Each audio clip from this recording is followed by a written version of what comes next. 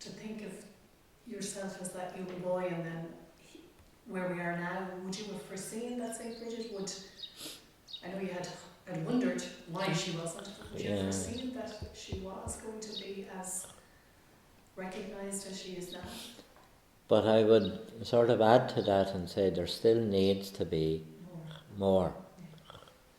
Now, it doesn't, if obviously St. Patrick's Day has always been a big day anyway, but for the sake of Brigid being the primary female saint, I mean, we hear about things going on, but we don't see things, I should say. Like, even if it's only a small parade of people, and the connections that Brigid would have brought through her own life, like, as well. Like, there was always that connection with the poor in her life, you know. And but I would be inclined, because it might as well not be happening either, I think, because you're hearing there's things going on in Dublin maybe, or in some other part of the country, but we need to do something on a local basis.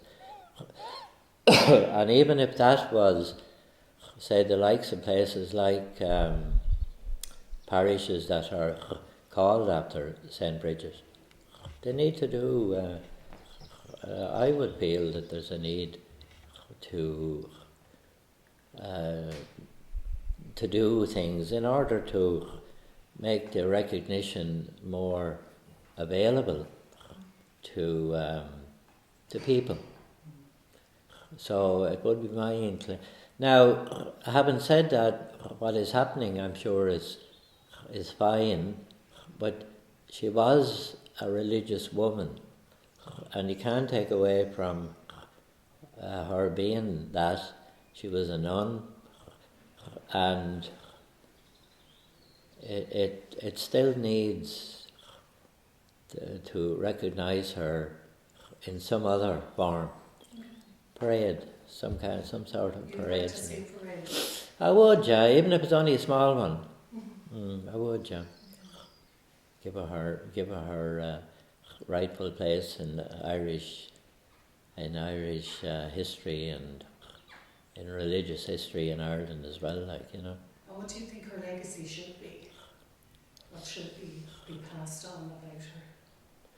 Well, because of what she set out to do in terms of looking after the poor, as Christ himself said, the poor you'll always have with you. Now, if there is a kind of a thing of being genuinely poor, and there is a thing of being showing that you're genuinely poor, which you could be taking people for granted. You know, there's that. So you have to, yes, you look after the poor, you look after the ones who really, really need help, and care for them as well, like, you know. And they talk about the vulnerable people in society. Yeah, there are loads and loads of vulnerable people, and they have to be looked after. And this, it's not a political statement, but I mean, I hear lots of people saying that the country is awash with money. And where is it? Anyway, sure. Her the legacy would be